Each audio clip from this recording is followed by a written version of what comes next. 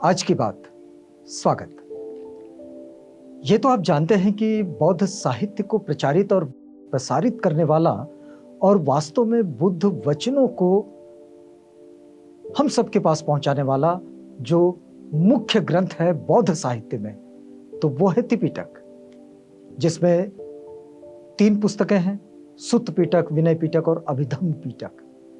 लेकिन ये सारे पिटकों की, इसमें जो बुद्ध वचन है उस बुद्ध वचन की व्याख्या करने वाला, इसको परिभाषित करने वाला एक बड़ा समूह रहा है जो इतने वर्षों में तथागत बुद्ध के वचनों को हम तक पहुंचाता है। ये जो एक पूरी धारा है, इस धारा में कई नाम आते हैं। आप देख रहे होंगे कि इस वक्त आज की बात में हम लोग इसी धारा के लोगों को आप तक पहुंचाने का प्रयास कर रहे हैं और इनका एक छोटा छोटा परिचय कि बुद्ध वचनों को समझाने के लिए इन्होंने किस तरह से अपने आप को तैयार किया और फिर इस बात को अपने साहित्य के जरिए हम तक पहुंचाया। बुद्ध वचनों को प्रचारित करने वाले, उसको विश्लेषित करने वाले दार्शनिकों की एक बड़ी लंबी फहरिस्त है, लेकिन इनमें कुछ नाम ऐसे हैं जो नाम लेना बहुत जरूरी है, उनको छोड़ा नहीं जा सकता। और ऐसे ही कुछ नामों को, ऐसे ही कुछ व्यक्तित्व को आप तक इस वक्त हम लोग पहुंचा रहे हैं। तो आइए बौद्ध दार्शनिकों के परिचय की इस कड़ी में एक और नाम जोड़ते हैं और वो नाम है यशोमित्र। वैसे यशोमित्र को देखा जाए तो यशोमित्र ये वसुबंधु के बाद में आते हैं। वसुबंधु जिन्होंने अभिधर्म कोश का निर्माण किया। अभिधर्म कोश में उन्होंने जिस तरह से बुद्ध वचनों को विश्लेषित किया है वो अपने आप में बड़े ही विशेष है, बड़े महत्वपूर्ण है। लेकिन जिस वक्त में वसुबंधु इस काम को करते हैं उस वक्त की जो लोगों की समझने की तरह है, उस वक्त का जो जनजीवन है, उस जनजीवन के साथ आगे का जनजीवन तो मैच नहीं करता। यानी कि इसे अगर समझना चाहे हम लोग तो कैसे समझें? तो आप देखिएगा कि आज जब हम तथागत भगवान गौतम बुद्ध के 2500 साल बाद है, तो इन 2500 साल बाद लोगों की सोचने समझने की स्थिति बहुत ही अलग हो गई है।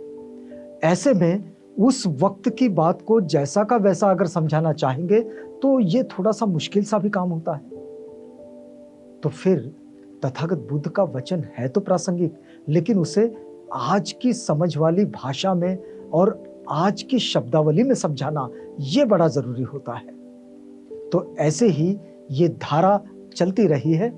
तो हम यशोमित्र की जब बात करते हैं तो यशोमित्र आते तो है वसुबंधु के बाद में, लेकिन वसुबंधु ने जिस बात को समझाए सिखाए हैं उसको ये परिभाषित करते हैं, उसको व्याख्यायित करते हैं, उसको समझाते हैं और ऐसा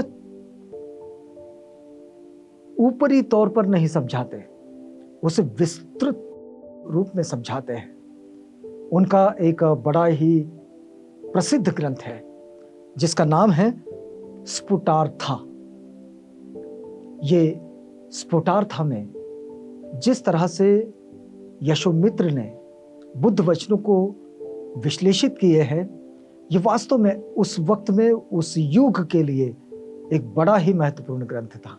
आज भी जब हम 21वीं सदी में इस बात को देखें समझे तो यशोमित्र जिस तरह से अभिधर्म को समझाते हैं, अभिधर्म कोश को समझाते हैं, वो बड़ा महत्वपूर्ण है और बहुत सहजता से समझाते हैं। दरअसल उन्होंने जिस तरह से समझाया, ये जितना भी अपने पूर्ववर्ती दार्शनिकों का, अपने पूर्ववर्ती विद्वानों का, अपने पूर्ववर्ती साहित्यिकों का जो लेखन है, उनकी जो रचनाएं हैं, उनका जब विश्लेषण करते हैं, उन्हें पुनः व्याख्यायित करते हैं, उन्हें पुनः परिभाषित करते हैं, तो इसे टिकाऊ के रूप में जाना जाता है।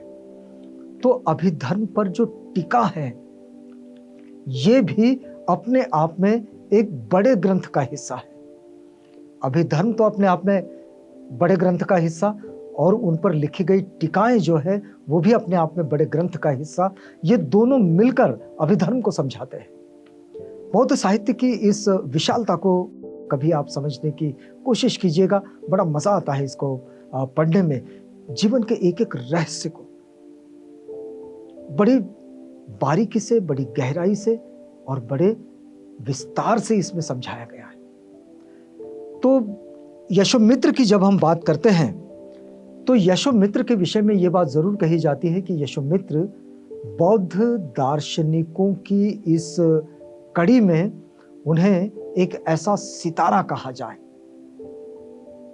चमकता हुआ, कि जिस सितारे ने अभिधम्म को फिर से समझाया और फिर से अभिधम्म को वसुबंधु ने जहां पर लाकर छोड़े थे वहां से वो आगे लेकर आए। इस कड़ी में और भी दार्शनिकों का नाम आता है, मैं आपको पढ़कर सुनाता हूं। जैसे कि ज्ञान प्रस्थान के आर्य कात्यायनी पुत्र, प्रकरणवाद के स्थविर वसुमित्र और विज्ञान काय के स्थविर देव शर्मा और धर्म स्कंध के आर्य सारिपुत्र और प्रज्ञप्ति शास्त्र के आर्य मोदगलायन, धातु काय के पुरण, संगीत पर्याय के महाकौष्ठिन और अभिधर्म शास्त्र ही इन सब का मूल था जिसे उन्होंने समझाने की कोशिश की है। विनय, सुत्त और अभिधम्म, ये पिटक के 3 हिस्से हैं और इसमें अभिधम्म पर जो एक बड़ा काम हुआ है उस काम में यशोमित्र का नाम बड़े ही सम्मान के साथ आता है। यशोमित्र के पूर्व वसुबंधु हुए, यह हमने आपको बताया, और वसुबंधु के अभिधर्म कोश की जैसे व्याख्या यशोमित्र ने की वैसे गुणमती ने भी की, वसुमित्र ने भी की, और बहुत सारे ऐसे व्याख्याकार हैं जिन्होंने इसकी व्याख्याएं की है, इसको परिभाषित किया है। लेकिन जो हमारे पास इस वक्त उपलब्ध है, ये जितनी भी व्याख्याएं अब ये उपलब्ध नहीं है, ये कहीं कहीं इसके साक्ष्य मिलते हैं, लेकिन ये टीकाएं उपलब्ध नहीं है। जो टीकाएं उपलब्ध है वो केवल यशोमित्र की है। यशोमित्र की जो ग्रंथ रचना है उसमें स्फुटार्थ ये बड़ा महत्वपूर्ण ग्रंथ रहा है और ये अभिधर्म कोश की टीका के रूप में आता है। ये जो टीका है, ये इस टीका के साथ एक विस्तारित विश्लेषण भी आता है और इसलिए हम ये बात जरूर कह सकते हैं कि प्राचीन सिद्धांतों के साथ अनेक वृत्तांतों से ये स्पष्ट होता है। मतलब प्राचीन टीकाओं में भी आता है और प्राचीन सिद्धांतों में बहुत सारी जगह इसका उल्लेख आता है कि स्फुटार्थ ही जो है ये एक परिपूर्ण ग्रंथ है। आपको कभी मिले तो यशोमित्र का स्फुटार्थी ग्रंथ जरूर पढ़िएगा। जिन लोगों को साहित्य में ज़्यादा रुचि है उन लोगों के लिए ये बड़ी अच्छी जानकारी है और इस पर बहुत कम संशोधन हुए हैं, लेकिन जो संशोधन हुए हैं वो बड़े महत्वपूर्ण संशोधन है। एक और भी बात है कि इसमें यदि हम लोग देखें तो इसका एक संस्करण जो रोमन में मिलता है लेकिन वो जापान से है। एक दूसरा जो हमारी जानकारी में है कि वो संस्करण नागरी में तो है लेकिन वो लेनिनग्राड का संस्करण है। तो ये संस्करण को भी आप देख सकते हैं, लेकिन स्फुटार्थ अपने आप में एक बड़ा ही महत्वपूर्ण ग्रंथ है और वो इस दृष्टि में कि स्फुटार्थ में यशोमित्र ने अभिधर्म का रहस्योद्घाटन किया है और अभिधर्म का रहस्योद्घाटन करना ये सबके लिए कोई आसान बात नहीं थी उस वक्त में जब वसुबंधु ने इसे लिखा। और वसुबंधु की इस बात को जितने रहस्य है उसमें उस रहस्य को बाहर निकालना और उसे बहुत सरल भाषा में लोगों तक पहुंचाना। इसमें एक बात और मिलती है कि स्फुटार्थ जो है, हमने आपको बताया कि स्फुटार्थ जो है यशोमित्र जिसके लेखक है, जिसके रचनाकर्ता है, जिसके रचनाकार है, ये सौत्रांतिक मत के रहे हैं। और सौत्रांतिक मत की बात हमने आपको बताया कि बौद्धों में जो विचारधाराएं रही है उसमें ये सौत्रांतिक मत भी अपने आप में बड़ा महत्वपूर्ण मत रहा है। और सौत्रांतिक मत वो मत है जिसमें दार्शनिक, विद्वान, लेखक, विचारक जो बौद्ध साहित्य का अभ्यास करते हैं, उन्होंने सूत्र को श्रेष्ठ माना।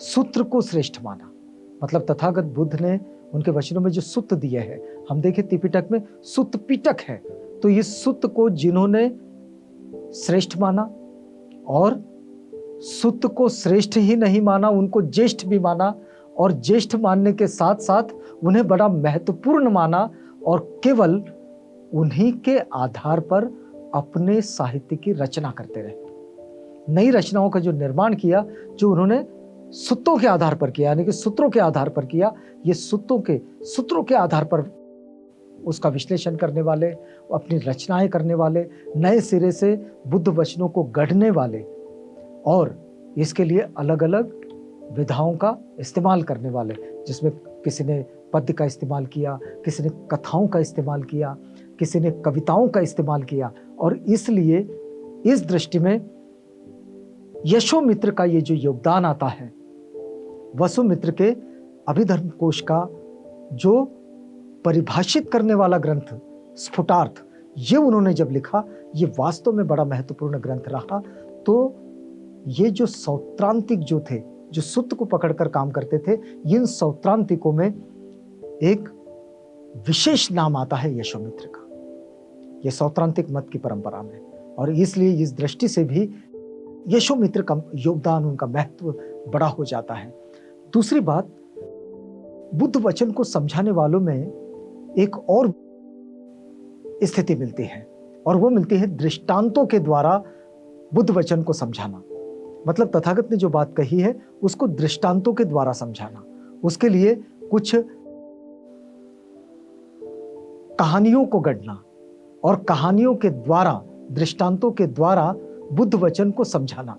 अपने आप में ये एक शिक्षक का काम होता है कि शिक्षक किसी बात को समझाने के लिए अपने छात्र छात्राओं को जब समझाते हैं तो वे दृष्टांत देते हैं।